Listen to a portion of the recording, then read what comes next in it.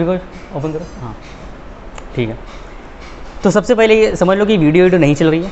हालांकि वीडियो चल रही है, लेकिन हमको ऐसे रिएक्ट करना है जैसे वीडियो नहीं चल रही है, और रियल लाइफ में जैसे गुफ्तगू करते हैं। देखो मैं फिर से कह रहा हूँ, वीडियो नहीं चल रही है। बिल्कुल बिल्कुल रिलैक्स, बिल्कुल रिलैक्स। पहला पॉडकास्ट है और ऐसे गुफ्तगू करनी है, ऐसे कन्वर्सेशन करनी है जैसे रियल लाइफ में करते हैं, ठीक है। तो दोस्तों ये है हमारे साकिब भाई, इनका नाम है साकिब भाई। मैं इनके साथ आज पहला पॉडकास्ट बना रहा हूँ, और सबसे पहले मैं ये बताना चाहूँगा कि हमारी ज़िंदगी में हम ऐसे बहुत से लोगों को जानते हैं जिनको आपने भी कहते हुए सुना होगा कि यार जब मुझे कभी स्टेज मिल जाएगी या मैं जब कभी कामयाब हो जाऊँगा तो मैं लोगों को अपनी ज़िंदगी के बारे में बताऊँगा कि मैंने क्या क्या ज़िंदगी में किया। तो लेकिन क्या होता है कि वो उस दिन का इंतज़ार करते करते दुनिया से मर कर चले जाते हैं और वो बता नहीं पाते कि मेरी ज़िंदगी में मेरे साथ क्या क्या हुआ है। और जब हम लोग किसी सक्सेसफुल इंसान की कहानी को सुनते हैं तो हमें लगता है कि जो लोग कामयाब होकर किसी बड़े ओहदे पर पहुंच गए हैं, बड़ी पोस्ट पर पहुंच गए हैं, या किसी बड़ी सक्सेस को उन्होंने पा लिया है, बस उन्हीं की ज़िंदगी में एडवेंचर्स थे। ऐसा बिल्कुल नहीं होता है, राइट? ऐसा है? ऐसा नहीं कि एडवेंचर्स सिर्फ जो बड़े लोग हैं, सब कामयाब जो लोग हो गए उन्हीं की ज़िंदगी में एडवेंचर रहे हैं, उन्हीं की ज़िंदगी में प्रॉब्लम्स थी, उन्होंने मेहनत की है, उन्होंने सब कुछ किया। ऐसा नहीं होता है।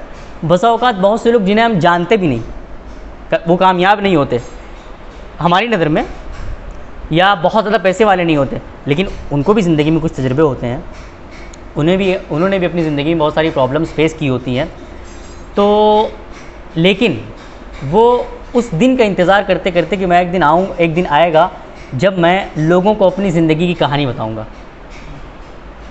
इस दिन का इंतज़ार करते हैं वो लोग कि मैंने ज़िंदगी में जो कुछ भी किया है वो एक दिन आएगा, मैं लोगों को बताऊंगा। और वाकई में यार उनकी कहानी जब तुम सुनने बैठ जाओ, नॉर्मल लोग होते हैं, एक ठेले वाला होगा हो सकता है वो ठेले पर जो है बताशे बेच रहा हो, फल फ्रूट्स बेच रहा हो, वो कुछ भी ना कमाता हो, लेकिन उससे बात करने के लिए खड़े हो जाओ तो अपनी ज़िंदगी के ऐसे ऐसे वाक़यात बताना शुरू कर देगा कि तुम हैरानी के साथ सुनोगे। तो बहरहाल, तो ये आज हमारे साकिब भाई हैं, इनसे हम लोग आज बातचीत करना शुरू करने वाले हैं। हर उस इंसान की तरह जिसकी हर इंसान की ज़िंदगी में कुछ ना कुछ यूनिक होता है, कुछ ना कुछ ख़ास होता है। ज़रूरी नहीं है कि हर इंसान कामयाब हो तभी वो ख़ास होता है, नहीं, हर इंसान ख़ास होता है, चाहे उसके पास पैसे हों ना हो, चाहे वो बहुत अमीर हो या ना हो, चाहे वो बहुत पढ़ा लिखा हो या ना हो, कुछ भी हो, लेकिन हर इंसान की ज़िंदगी के अंदर कुछ कहानियाँ होती हैं जो लोग सुनना चाहते हैं, कुछ ख़ास होता है जो लोग जानना चाहते हैं, जो वो भी लोगों को बताना चाहता है। मेरी एक दोस्त से कुछ दिनों पहले बातचीत हुई थी, मैसेंजर पर है, मेरी एक दोस्त है, तो फीमेल फ्रेंड है, तो उससे मेरी बातचीत हुई, उसको मैंने अपनी वीडियोस दिखाई यूट्यूब की, सुन लो ना, अब मैं तुमसे बातचीत कर रहा हूँ। तो उसने मुझसे क्या कहा, उसने मुझसे कहा कि यार मेरी भी ज़िंदगी में बहुत सारे सपने हैं, बहुत कुछ मैंने ज़िंदगी में तजुर्बा किया है, लेकिन मैं बयान करना चाहती हूँ, उन्हें अल्फाज देना चाहती हूँ, लेकिन दे नहीं पा रही। और कहने लगी कि मोहम्मद तुम बहुत खुशकिस्मत हो कि तुम अपने बारे में लोगों को बता पा रहे हो, मेरे अंदर ये ताकत नहीं है। तो बहरहाल मैंने उसको इंकरेज किया, उसने कहा ठीक है, हम कभी अपनी ज़िंदगी के बारे में लोगों को बताएंगे। तो बस इतनी देर से मैं जो बातचीत कर रहा हूँ, इससे मेरा बताना यही मकसद मेरा बताने का है कि हर इंसान की ज़िंदगी में कुछ ख़ास होता है। तो हम उन आम लोगों को इस YouTube चैनल पर लाएंगे जिनकी ज़िंदगी में बहुत कुछ ख़ास है जो हमें जानने की ज़रूरत है। तो साकिब भाई, कुछ दिनों पहले आपने मुझसे सवाल किया था कि मेरा पढ़ाई में मन नहीं लग रहा है, और जब से मैं पिछले साल मैं पढ़ाई करता था मन लगता था, लेकिन इस साल मेरा पढ़ाई मन नहीं लग रहा है, तो कुछ आप बताएं जिससे मेरा पढ़ाई मन लग जाए। तो मैंने आपको कुछ बातें बताई थी, तो उस दिन से आप उस पर अमल कर रहे हैं अमल। हाँ, तो आप उसके बाद से क्या कर रहे हैं, क्या करते थे उससे पहले, जिस दिन आपने मुझसे बातचीत की उस दिन क्या करते थे, और उससे पहले, मतलब देखो हम तुमसे बात करेंगे जैसे हम रियल लाइफ में करते थे। आप कोई मेरे गेस्ट नहीं है, कोई मेरे मेहमान नहीं है, मैं कोई होस्ट नहीं हूँ, हम दोनों सिर्फ एक कन्वर्सेशन कर रहे हैं, ठीक है। तो आपने क्या किया उसके बाद से? उसके बाद से मैंने आपके बताए हुए जो आपने बताए थे तरीके उस पर अमल किया। क्या क्या किया? सबसे पहले तो आपने बताया था कि रूम में कम से कम जाओ और लोगों से फालतू बातें करने से बेहतर है कि कुछ बोलो ही मत, शांत रहो। और फिर मैंने रूम में जाना बहुत कम कर दिया, फिर और लोगों से बातें करना कम कर दिया कि क्या करते अब थे? बात करेंगे तो फालतू बात, जाहिर सी बात है कि फालतू की बात करेंगे। काम की बात करेंगे, काम की बात रहेगी तो काम की बात करते हैं, नहीं तो उससे अच्छा हम लाइब्रेरी चले जाते हैं, लाइब्रेरी में पढ़े रहते हैं। ज़्यादातर लाइब्रेरी में ही रहते ज़्यादातर लाइब्रेरी में रहते हैं, पढ़ते हैं। हैं। तो कितने दिन हो गए?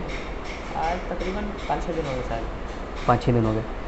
तो आपको क्या लगता है, मतलब अब पढ़ाई में मन लगने लगा थोड़ा थोड़ा? हाँ, यहाँ रहते हैं तो कुछ नहीं करेंगे तो कम से कम पढ़ेंगे। तो आपको लग रहा है कि कुछ मतलब बदलाव आ रहा है? जाहिर सी बात है बदलाव आ रहा है। अब हम रूम में रहते तो कुछ नहीं तो कम से कम मोबाइल देखते। अब हाँ। यहाँ पे हैं तो यहाँ पे रहते हैं तो किताबें चारों तरफ है, कुछ नहीं तो कहीं नज़र पड़ती है तो किताबें देखते हैं। अच्छा, यानी जो बात हमने आपसे कही थी कि ये बात हमने आपको बताई थी कि हमारी जो एक्टिविटीज़ हैं या जो कुछ भी हम करते हैं वो हमारे माइंड सेट या हमारा जैसी जहनीत, जैसा माइंड सेट होता है उसी हिसाब से हम काम करते हैं, यही बताया था ना हमने।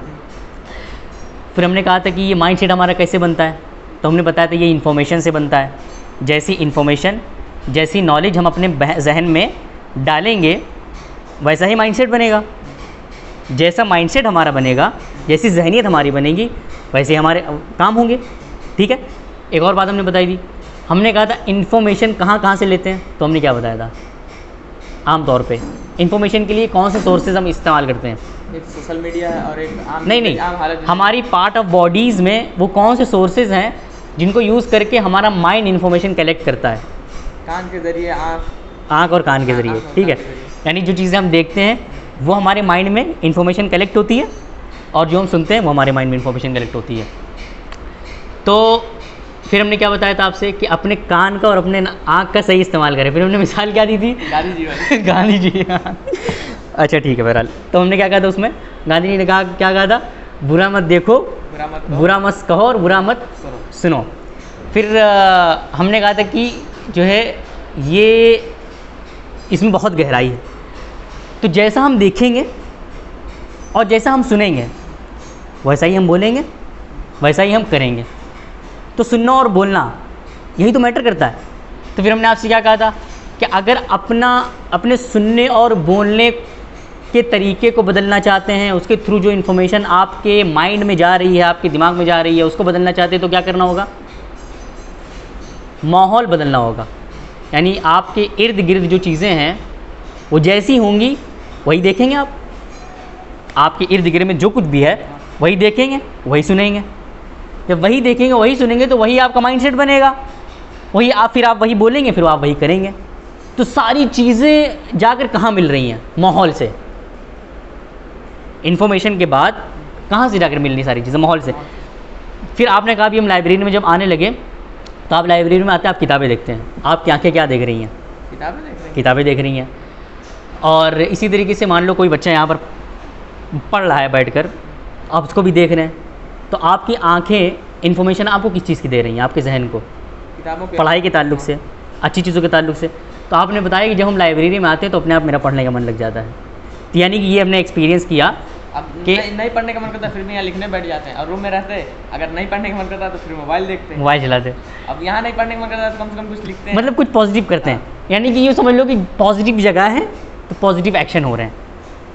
जैसे ये पॉजिटिव लाइब्रेरी है, पॉजिटिव प्लेस है, अच्छी जगह है। अच्छी जगह में अगर आप रहेंगे, अच्छी चीज़ें आसपास रहेंगी, अच्छी चीज़ें आसपास रहेंगी तो अच्छी नॉलेज माइंड में जाएगी, अच्छी नॉलेज माइंड में जाएगी तो आप अच्छा ही काम करेंगे। तो अपनी हैबिट्स को चेंज करने के लिए और अपने आप को चेंज करने के लिए सबसे ज़्यादा मददगार चीज़ क्या हुई? माहौल। हमारी सराउंडिंग्स कैसी हैं, ये बहुत मैटर करता है। तो इसी पर हमारे रसूल सल्लल्लाहु अलैहि वसल्लम की जो हदीस है, अल्लाह के रसूल ने जो मिसाल दी है हदीस में कि अगर तुम एक लोहार के पास जाओगे, तुम चाहे लोहे का काम करो या ना करो, तुम उसके पास भी अगर बैठे रहोगे तो कोई ना कोई चिंगारी अगर आप तुम्हारे पास आएगी और तुम्हारे कपड़े को जला देगी।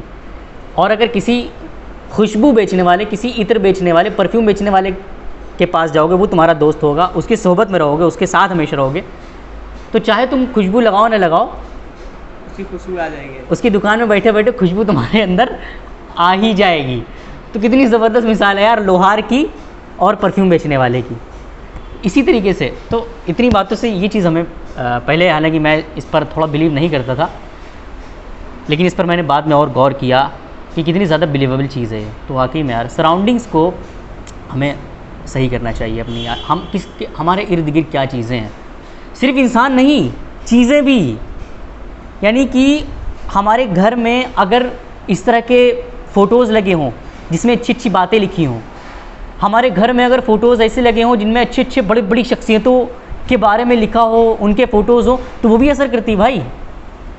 मिसाल के तौर पर अगर इस लाइब्रेरी में कोई बहुत बड़ी पर्सनालिटी है, जैसे अल्लामा इकबाल, उनका फ़ोटो हो, कोई किताब ही के ऊपर उनका फ़ोटो अगर चिपका हो, तो उसको देख लो तो अंदर से एक एनर्जी आती है, यार कितनी बड़ी शख्सियत थी, यार कितनी बड़ी पर्सनालिटी थी, मुझे भी ऐसा बनना है। फिर अगर हर तरफ ऐसे लोगों की फ़ोटो, उधर अल्लामा इकबाल की फ़ोटो लगी है, उधर मौलाना अबुल कलाम आज़ाद की फ़ोटो लगी है, उधर मोहम्मद अली जिन्ना की फ़ोटो लगी है, उधर और बड़ी बड़ी अल्लामा, हाँ बड़े बड़े लोगों की फ़ोटो लगी है, यार जब तुम लाइब्रेरी में आओगे और देखना शुरू करोगे तो यार ये वो थे और हम क्या तो अंदर से गिल्टी फील होता है कि यार कुछ करना चाहिए। तो जब ये एनर्जी अंदर से आती है तो अफसोस होता है, अफसोस के बाद एक एनर्जी आती है कि नहीं यार बदलना है। तो इन सब बातों से क्या पता चला कि हमारे कान और हमारी आंखों का सही इस्तेमाल होना चाहिए। सिर्फ सही लोगों को आसपास नहीं रखना है, बल्कि सही चीज़ों को भी रखना है। सही चीज़ों से मुराद जो ख़राब चीज़ें हैं, मिसाल के तौर पर आप ज़्यादा से ज़्यादा अपने रूम को किताबों से और ऐसी चीज़ों से, ऐसे लोगों की कहानियों से, अपने रूम जहाँ पे आप पढ़ते हैं, जहाँ पे आप ज़्यादातर रहते हैं, भर लीजिए, ताकि जब आपकी नज़र पड़े तो आप अंदर से मोटिवेट हों। तो बहरहाल ये बात थी। तो सराउंडिंग्स को बेहतर बनाना चाहिए। और मैं एक और बात ये कहना चाह रहा था, हालांकि मुझे आज इस पर वीडियो बनानी थी। डर के बारे में वीडियो मैं बनाने जा रहा था। मैंने सोचा कि जब हम लोग पॉडकास्ट करेंगे तो उसी पे हम लोग बना देंगे।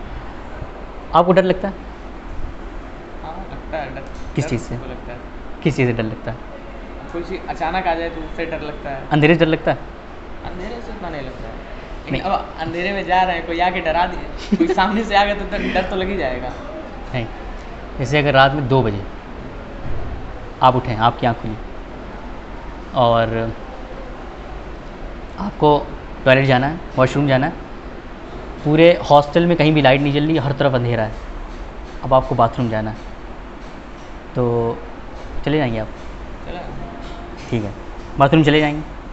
अब आपको हॉस्टल से बाहर, स्कूल के बाहर जाना है, रोड पर जाना है, चले जाएंगे आप रात में 2 बजे? देखिए रात में जाएंगे तो कुत्ते बहुत होते हैं इसलिए नहीं जाएंगे। नहीं तो और तो किसी भूत से उतना डर नहीं लगता, जितना कुत्ते बहुत रहते हैं यहाँ पे। अब रोड पे निकलेंगे रात में तो हाँ।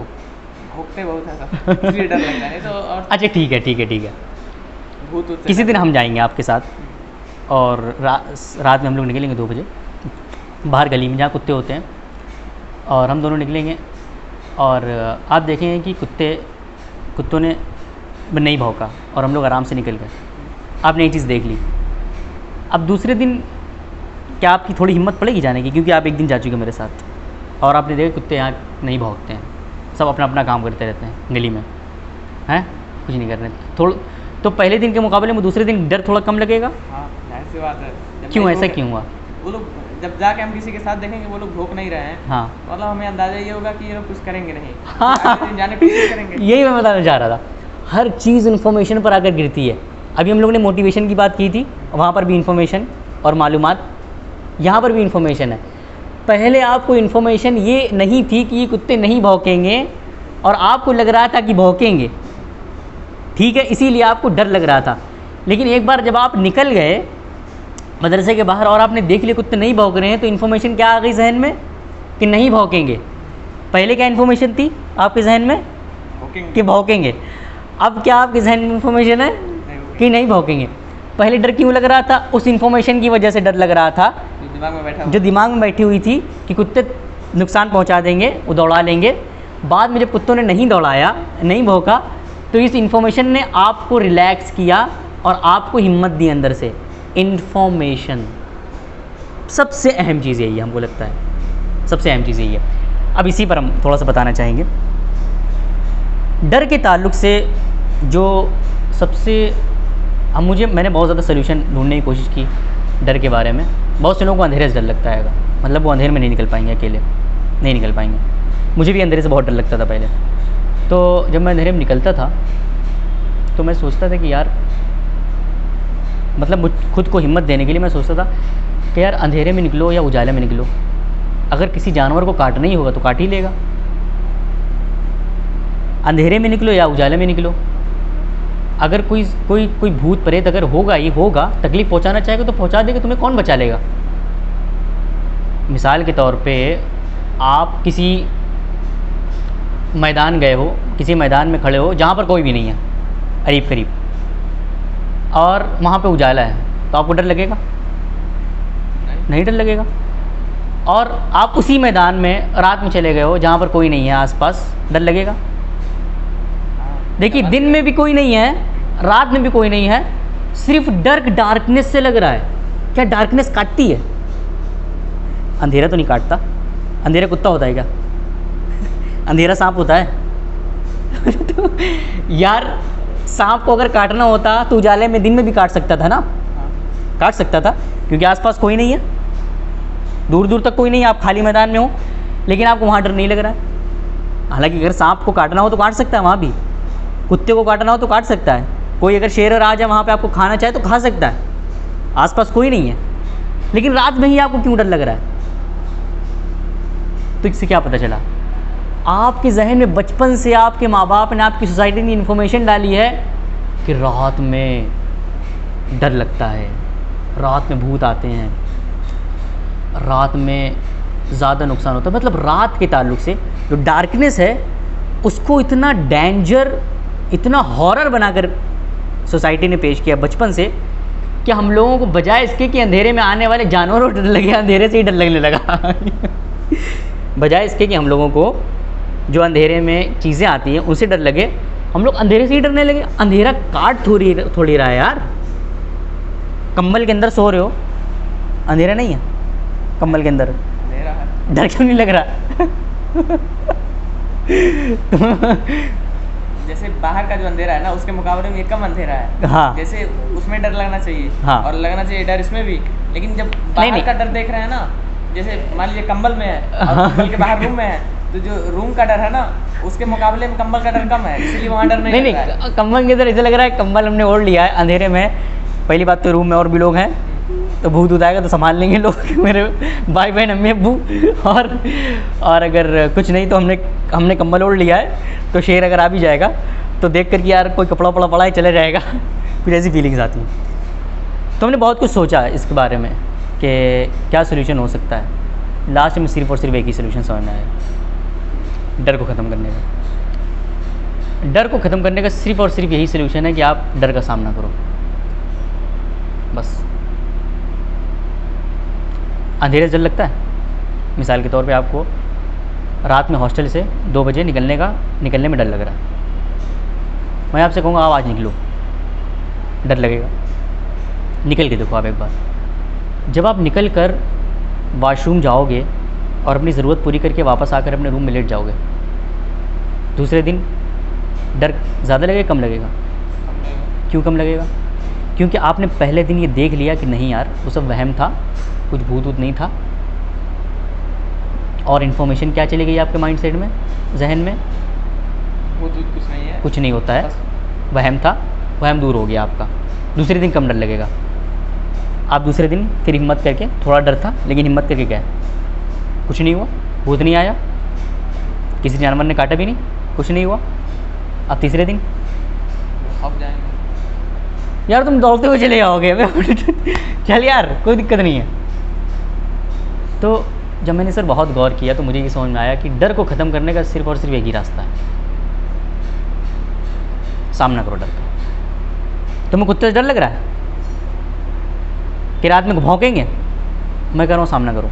तुम रात में निकलो 2 बजे, कुत्ते भौंके, तुम भागो नहीं, एक बार खड़े हो जाओ, और अगर हो सके तो चप्पल उठाकर हाथ में ले लो। अब चप्पल देखकर जब कुत्ते भागने लगेंगे तो अगले दिन तुम्हें रात में कुत्तों से डर लगेगा? क्यों? इन्फॉर्मेशन क्या गई आपके जहन में? मैं लड़ सकता हूँ उनसे। लड़ सकता हूँ। क्या इन्फॉर्मेशन गई? वो भाग जाते हैं। क्या इन्फॉर्मेशन गई? वो डरते हैं। क्या इन्फॉर्मेशन गई? कुछ नहीं होगा। फिर अगले दिन निकले, हल्का सा डर था, फिर कुत्तों को आपने मारा, भगाया। तीसरे दिन शेर की तरह निकलोगे, आओ चलो 100-150 कुत्ते हैं, संभाल लेंगे हम। तो क्या किया? अंधेरे से भी आप जीत गए, कुत्तों से भी आप जीत गए। मेरा कहने का मतलब है यार, आपकी ज़िंदगी में जो भी डर है, जो भी डर है, ये सिर्फ कुत्तों का और अंधेरे का डर नहीं होता है, ये नाकाम होने का डर भी होता है। नाकाम हो जाओ एक बार, यानी फेल होने का डर, फेल होने से डर लगता है। बहुत से लोगों को फेल होने से डर लगता है। मैं कहता हूँ ऐसे लोगों को फेल होना चाहिए जिन्हें फेल होने से डर लगता है। जब 2-3-4 बार फेल हो जाएंगे ना, फिर डर खत्म हो जाएगा। मैं सही बता रहा हूँ। यानी कि तुम्हें डर लग रहा है मैं कहीं फेल ना हो जाऊँ, फेल ना हो जाऊँ, फेल ना हो जाऊँ क्लास में या ज़िंदगी में कोई काम कर रहा हूँ, कहीं फेल ना हो जाऊँ। एक बार तुम फेल हो गए, तकलीफ़ होगी, उसके बाद दूसरी बार शुरुआत करोगे, खड़े होगे, दोबारा फिर फेल हो जाओगे, फिर तकलीफ़ होगी, शुरुआत करोगे। तुम 10 मरतबा 20 मरतबा फेल हो गए, लेकिन तुम हर बार उठ जाते थे। तुम क्या सोचोगे? कोई फ़र्क नहीं पड़ता फेल होने से, मैं उठ जाऊँगा, मुझे उठना तो आता है ना। यानी अगर मुझे उठना आता है तो गिरने से क्या फ़र्क पड़ता है यार, सफ़र तो चल रहा है ना। मिसाल के तौर पे एक रास्ते पर हम चल रहे हैं, वो रास्ता हमें पार करना है। अब वो रास्ता या तो हम बिना गिरे पार कर लें, या तो एक बार गिरे उठकर पार कर रहे हैं। हमको रास्ता पार करना, हमको क्या दिख रहा है? रास्ता मेरा पार हो रहा है। चाहे हम रास्ते में 2-3 बार गिर भी रहे हैं, लेकिन रास्ता पार हो रहा है। तो फेल होना जो है, ये मेरी नज़र में फेलियर का डर जिसे भी लगता है, उसे 2-3 बार फेल हो जाना चाहिए, क्योंकि ज़िंदगी में आगे उसे हज़ारों फेलियर के सामने करना है अभी। और जितनी कम उम्र में जितना ज़्यादा वो फेल हो जाए तो मेरे ख्याल से उतना ही बेहतर है। हाँ, पढ़ाई छोड़ दे, फेल हो जाए। नहीं, फेल होने से मुराद मेरा ये है कि मिसाल के तौर पे आपने कोई प्लानिंग बनाई, जैसे अभी आपने मुझसे पूछा था कि हमको पढ़ाई में मन नहीं लग रहा, पढ़ाई करनी है मुझे। अभी आप पढ़ाई कर रहे हैं, ठीक है, एक मिशन पे चल रहे हैं, आप खुद को बदलने के मिशन पे चल रहे हैं। इस मिशन में फ़ेल होने की बात है। जैसे अगर आप इस मिशन में फ़ेल हो गए, मान लो कि फिर खेलने लग गए, कूदने लग गए, पढ़ाई छोड़ दी, तो क्या हुआ? आप फेल हो गए। अफसोस होगा, दोबारा फिर आएंगे आप पूछने के लिए, फिर आप शुरू करेंगे, हफ्ता 10 दिन करेंगे, फिर फेल होंगे। तो इससे आपके अंदर हिम्मत ये आएगी यार, हम चाहे 1 दिन 2 दिन मतलब फेल हो भी जाएं, लेकिन तीसरे दिन खड़े होने की हिम्मत मेरे अंदर है। तो ये जो खड़े होने की हिम्मत होती है, मतलब एक कोड है, उसमें एक बंदे ने कहा था कि इससे फ़र्क नहीं पड़ता कि आप 7 बार गिरे हैं अगर आपको 8वीं बार उठना आता है। इससे फ़र्क नहीं पड़ता कि आप 70 बार गिरे हैं अगर आपको 71वीं बार उठना आता है, क्योंकि मैटर गिरना नहीं करता है, मैटर ये करता है कि आप उठे नहीं। एक बार गिरे, मतलब अगर उठे नहीं, उठना आ गया तो गिरने से कोई फ़र्क नहीं, तो गिरने से कोई फ़र्क नहीं पड़ता। उठना नहीं आया तब गिरने से फ़र्क पड़ेगा। ये हर चीज़ में, मिसाल के तौर पे गलती करना गलत नहीं है, गलती करने के बाद उसे सुधारना नहीं, ये गलत है। किसी के साथ रिश्ता ख़राब हो जाना गलत नहीं है, रिश्ता ख़राब हो जाने के बाद, यही एक वीडियो जो मैंने बनाई थी ज़िंदगी रिकवरी है, उसमें यही बताया था मैंने कि ये गलत है। असल में किसी को नाराज़ कर दिया, अब माफ़ी नहीं मांग रहे हैं, ये गलत है। फेल हो गए, उठ नहीं रहे हैं, ये गलत है। कुछ गलत कर दिया, उसको सही नहीं कर रहे हैं, ये गलत है असल में। तो ये कुछ बातें थी। तो दोस्तों, ये आज का पॉडकास्ट था, 24 मिनट का बना है। तो आज के लिए बस इतना ही। मुझे पता है कि आज का पॉडकास्ट बहुत ज़्यादा बोरिंग था और आप लोगों को बिल्कुल मज़ा नहीं आया होगा, और आप लोग अंदर ही अंदर हो सकता है कि बहुत बुरा भला कह रहे हो। कोई मसला नहीं है, क्योंकि मैं तो सोच रहा था कि नॉर्मली हम लोग कॉन्वर्सेशन करेंगे, लेकिन ऐसा हो नहीं पाया। बीच बीच में कहीं ना कहीं ख्याल आ जा रहा था कि कैमरा मेरे सामने है, और मैंने बताया डर को सिर्फ ख़त्म करने का एक ही तरीका है, डर के सामने बैठ जाओ। तो ये मोबाइल मेरा डर था, मैं उसके सामने आज बैठा, तो दूसरे दिन इंशाल्लाह ये डर निकल जाएगा, तीसरे दिन और निकल जाएगा। तो पाँचवीं छठे पॉडकास्ट में हमारा परफॉर्मेंस और अच्छा होने वाला है इंशाल्लाह। तो बहरहाल आज हम लोग ने डर के ऊपर बातचीत की, आज हम लोग ने मोटिवेशन के ऊपर बातचीत की, आज हम लोग ने और भी बहुत सारी चीज़ों को आज हम लोग ने बातचीत की कि हर इंसान की ज़िंदगी में बहुत कुछ ख़ास होता है। तो अगर आपका इस पर कोई ओपिनियन हो तो आप ज़रूर शेयर करें, और कोई सवाल हो, अगर ज़िंदगी के ताल्लुक़ से कोई भी सवाल अगर हो तो आप बताएं, ताकि हम उस पर गौर फिक्र करके आपकी प्रॉब्लम्स के सॉल्यूशंस को ला सकें, साइकोलॉजी से रिलेटेड, फ़िलासफ़ी से रिलेटेड और आपकी लाइफ से रिलेटेड जो भी परेशानियाँ, जो भी प्रॉब्लम्स आपको फेस करनी पड़ रही हैं, आप उन क्वेश्चंस को करें तो हम लोग उसको डिस्कस करेंगे यहाँ बैठकर। और अगर आप खुद आना चाहते हैं पॉडकास्ट में, आपको लगता है कि आप इस टॉपिक पर जानकारी रखते हैं और हमसे बातचीत कर सकते हैं, कुछ शेयर कर सकते हैं, तो हम उस पर भी आएंगे, यूट्यूब पर कोशिश करेंगे। तब तक के लिए हम लोग चलते हैं नेक्स्ट पॉडकास्ट में या नेक्स्ट वीडियो में मिलेंगे। अस्सलामु अलैकुम वरहमतुल्लाहि वबरकातुहू।